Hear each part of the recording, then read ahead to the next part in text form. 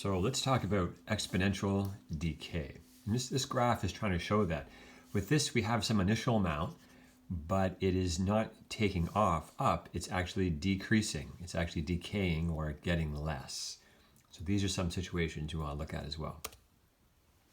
So this is also exponential decrease or decay as we call it.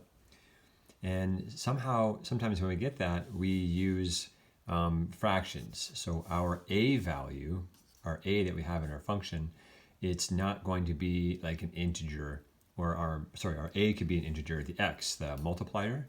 It's not going to be doubling like 2 or tripling like 3.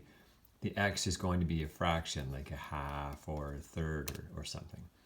So the best example really of exponential decay is called radioactive decay. So suppose you have an element, you have 100% of some object, some radioactive element.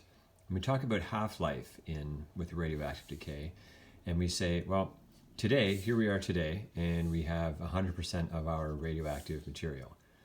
And then suppose in 5 years, so 5 years from now, it has decayed to half of its state. So it's essentially vaporized. It's essentially disappeared. It's almost like, when you have a cup of water and you put water in it and you leave it, the water actually, evaporates. Water evaporates.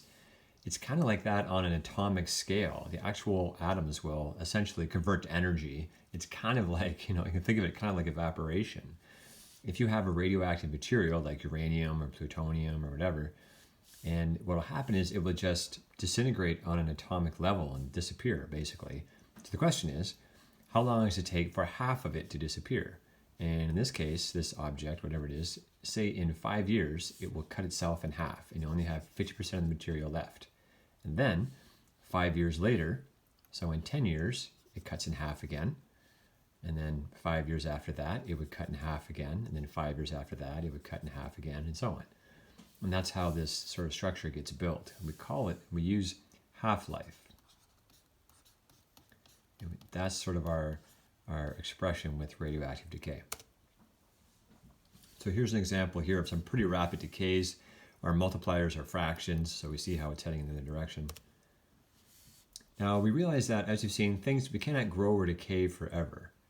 So we must limit our functions using our domain to ensure that it makes sense. Okay, so let's talk about an application here. So imagine you drink some coffee first thing in the morning, and this is you drinking some coffee. I don't drink that much coffee, but I do, but definitely not that much. Okay. Now for us in humans, caffeine acts on our central nervous system. It's a stimulant, right? It helps keep you awake, obviously. Okay, and it's legal in the world and unregulated, of course.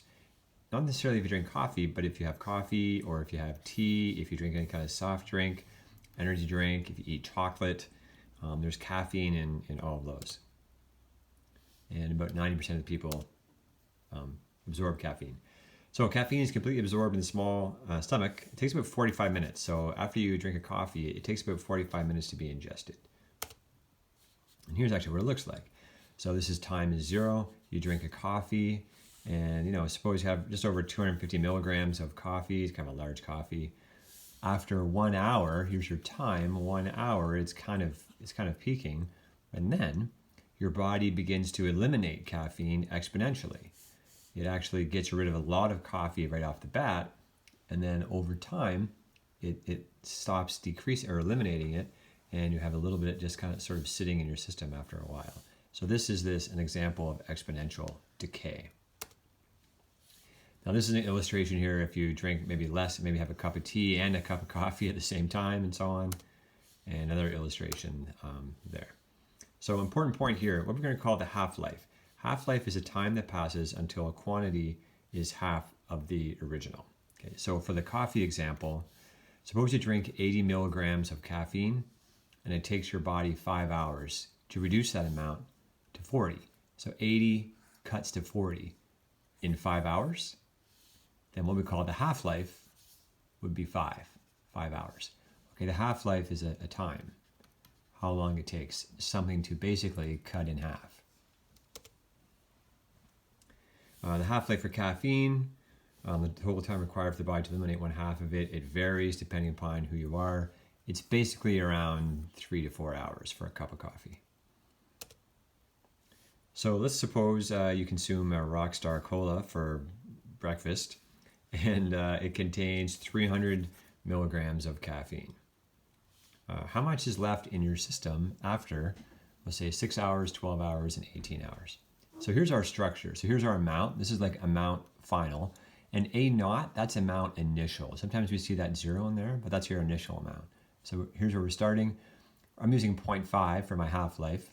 Now this fraction gets built, and this is important, because I have 3.5, the bottom value in here, that 3.5, that's what we're going to use for my half-life. Okay, so half-life, I'm going to use 3.5. And then I have to put a fraction there for t, because I may not have a certain time that always fits a perfect number of cycles.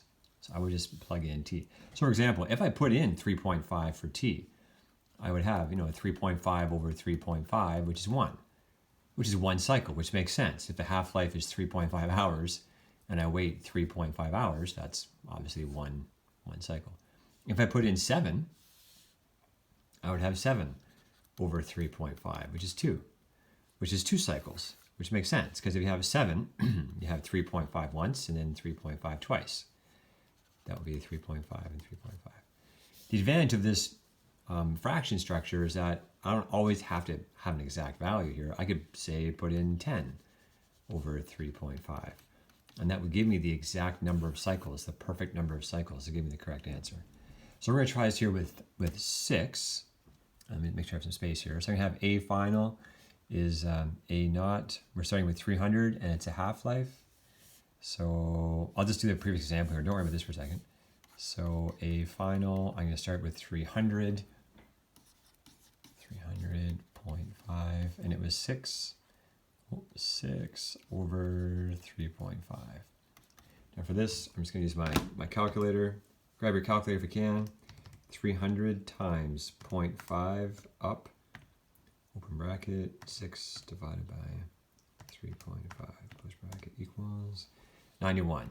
So you should have 91.4 grams left. So basically you start with 300 and you cut this in half. Now 6 is interesting. Remember, if I put 7 in there, 7 over 3.5, that would be 2 cycles, which means I would start at 300, I would cut in half once to 150, and then I would cut in half again to 75. That would be 2 hours. Sorry, that'd be 2 cycles, or 7 hours. Now I'm doing 6 hours, so I'm not making it all the way down to 75. I'm only making it down to 91.4. Okay, so go back, try the formula with 12, and try the formula with 18. See what you get. This next one is another example of exponential decay. Iodine 131 is used to determine if a person has a thyroid deficiency. And it's kind of interesting, they use it in the medical field, but essentially you get injected with this radioactive material and it decays in your body, and they just measure how quickly it decays. So it's kind of an interesting application.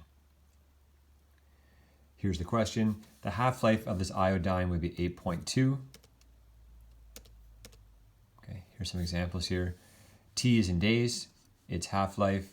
Here's my, I have amount last or left and amount A naught for initial. So these structures make it flipped a little bit. That's okay. So the question would be, how long would it take 80 milligrams to decay into 5 milligrams? Okay. So go back here to our formula. We're going to go 80 has to decay into 5. So 80, I have to be left with 5. So I'd have 5 here, 80 here. It's a half-life, 0.5. I know my half-life is 8.2. 8.2. I need to try to find out t.